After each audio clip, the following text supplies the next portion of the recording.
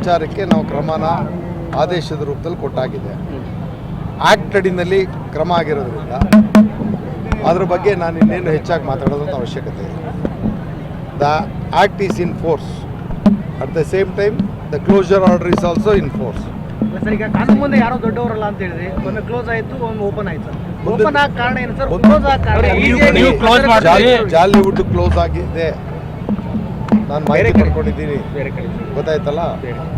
ಒಂದು ಬಹುಜನರ ಬೇಡಿಕೆ ವಿಚಾರವನ್ನು ಸರ್ಕಾರವಾಗಿ ಉಪಮುಖ್ಯಮಂತ್ರಿಗಳು ಆ ಭಾಗದಿಂದ ಪ್ರತಿನಿಧಿತ್ವ ಪಡೆದಂಥವರು ಜನರ ಭಾವನೆಗೆ ಸ್ಪಂದಿಸ್ತಕ್ಕಂಥ ಕೆಲಸವನ್ನು ಅಷ್ಟೇ ಮಾಡಿದ್ದಾರೆ ಹೊರತು ಅಲ್ಲಿರ್ತಕ್ಕಂಥ ಮಾಲಿನ್ಯದ ವಿಚಾರವಾಗಿ ಏನೂ ಸಮಸ್ಯೆ ಆಗದ ರೀತಿಯಲ್ಲಿ ಒಂದು ಭಾಗದಲ್ಲಿ ಅಂದರೆ 30 ಎಕರೆ ಪ್ರದೇಶದಲ್ಲಿ 1.5 ಎಕರೆ ಪ್ರದೇಶ ಇದು ಅನ್ನೋದನ್ನು ಅವರು ಅರ್ಥೈಸಿಕೊಂಡು ಈಗ ಅದರಲ್ಲಿ ಯಾವುದೇ ನ್ಯೂನತೆಗಳಾಗದ ರೀತಿಯಲ್ಲಿ ಮಾಡಿ ಜಾಲಿವುಡ್ಗೆ ಏನು ಕ್ರಮ ಕೈಗೊಂಡಿದ್ದಾರೆ ಅದರನ್ನು ಕಾನೂನು ರೀತಿಯಲ್ಲೇ ಮಾಡೋದಕ್ಕೆ ಜಿಲ್ಲಾಡಳಿತ ಮತ್ತು ಸರ್ಕಾರ ಸಹಕರಿಸ್ತೀವಿ ಅಂತಾನೆ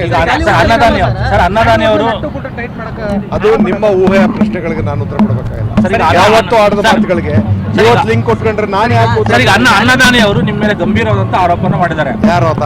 XMLA ಸರ್. ಮಾಡಕ್ಕೇನು ಕೆಲಸ ಇಲ್ಲ, ಏನ್ ಮಾಡ್ತೀರಿ?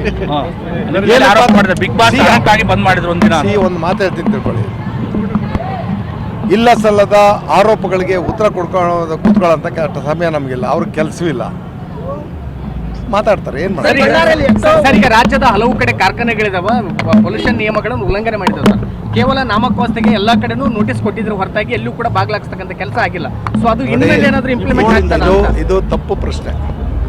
ನಾನು ಫೆಬ್ರವರಿಯಿಂದ ಈ ಜವಾಬ್ದಾರಿ ಹೊತ್ಕೊಂಡು ಬಂದ ಮೇಲೆ ನನ್ನ SLEC ಸಭೆಗಳಲ್ಲಿ ಸುಮಾರು 150ಕ್ಕೂ ಹೆಚ್ಚಿನ ಕ್ಲೋಸರ್ ಆರ್ಡರ್ ಕೊಟ್ಟಿದ್ದೀನಿ. ಆ ಯಾವ ಕ್ಲೋಸರ್ ಆರ್ಡರು ಕೂಡ ಅನೂರ್ಜಿತ ಆಗಿಲ್ಲ, ಯಾವ ಕೋರ್ಟಲ್ಲೂ ಪ್ರಶ್ನೆ ಆಗಿಲ್ಲ. ಸ್ವಲ್ಪ ಕೇಳಿ ಹಂತ ಹಂತವಾಗಿ ನಾನು ಈಗ ನೀವು ಈ ಪ್ರಶ್ನೆಗಳಿಗೆ ನಾನು ಉತ್ತರ ಕೊಡಕ್ಕೆ ನಿಮ್ಮ ಎಲ್ಲ ಪ್ರಶ್ನೆಗಳಿಗೂ ಬರವಣಿಗೆನಲ್ಲಿ ಲಿಖಿತವಾದಂಥ ಉತ್ತರನ ಬೇಕಾದ್ರೆ ಕಳಿಸ್ಕೊಡ್ತೀನಿ. ನಾನು ಇಷ್ಟಂತೂ ಹೇಳ್ತೀನಿ, ಇವೆಲ್ಲ ಉಪ ಪ್ರಶ್ನೆಗಳಿಗೆ ನಾನು ಸಕಾಲದಲ್ಲಿ ಉತ್ತರ ಕೊಡಬೇಕಾದ್ರೆ ದಾಖಲೆ ನೋಡೇ ಉತ್ತರ ಕೊಡ್ಬೇಕು. ನೀವು ಕೇಳ್ತಾ ಇರೋದ ಪ್ರಶ್ನೆ ಅಸಮಂಜಸ ಅಂತ ಹೇಳ್ತಿಲ್ಲ, ತಯಾರಿರ್ತಕ್ಕಂಥ ಜನರಲ್ ವಿಚಾರಗಳಿಗೆ ನಾನು ಉತ್ತರ ಕೊಡಬಲ್ಲೆ. ಇಂಡಿವಿಜುವಲ್ ಈಗ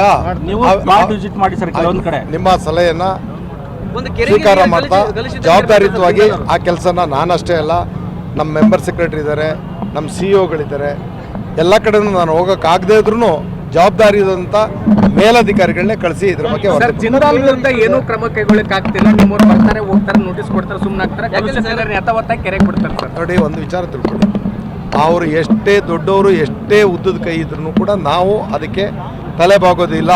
ಸ್ಪಷ್ಟವಾಗಿ ಹೇಳ್ತೀನಿ, ಇದ್ರ ಮೇಲೆ ಕ್ರಮದ ರೂಪದಲ್ಲಿ ನಿಮಗೆ ನಾನು ಉತ್ತರ ಕೊಡ್ತೀನಿ. Thank you.